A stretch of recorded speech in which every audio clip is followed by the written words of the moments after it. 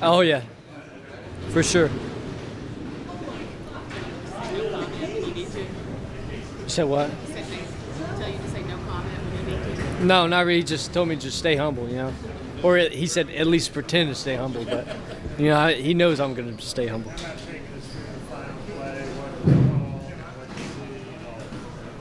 Yeah, we were trying to get Dick post action on one side, and, we had one-on-one on the other, dropping back, and it just kind of parted, and I was going to try to extend the play because, obviously it was the last play of the game, and then it just kind of parted, and the linebacker started, closing space, and I was like, oh, I can get around him, and, that's what happened, and score the ball, so. Plays before that, you took off on 3rd and 14. They had the wherewithal to get out of bounds. Did you think about keep going, or when did you realize, I got to get out?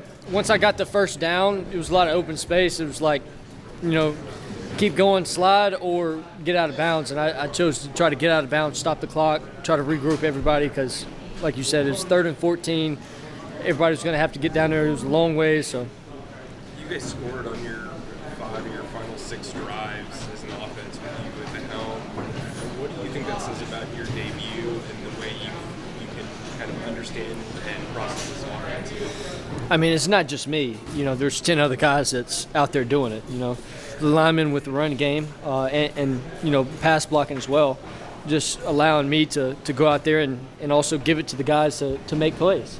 And on top of that, I feel like we're going out there as a selfless group as well. There's a handful of guys that, made a couple plays on the perimeter, but also was blocking as well.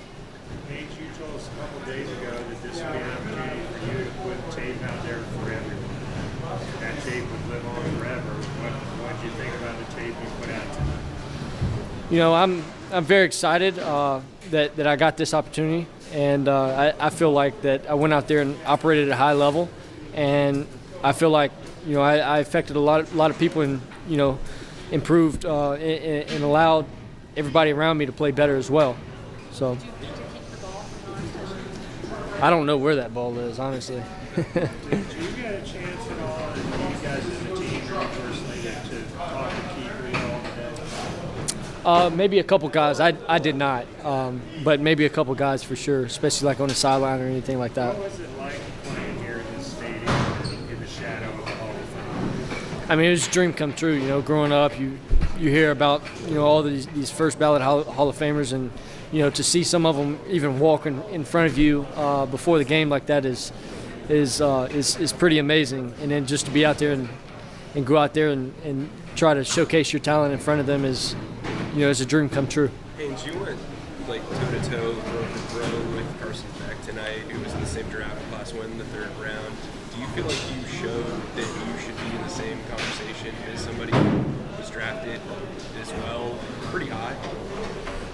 I just try to, do the best I can do. I don't try to compare myself to anybody else or anything like that.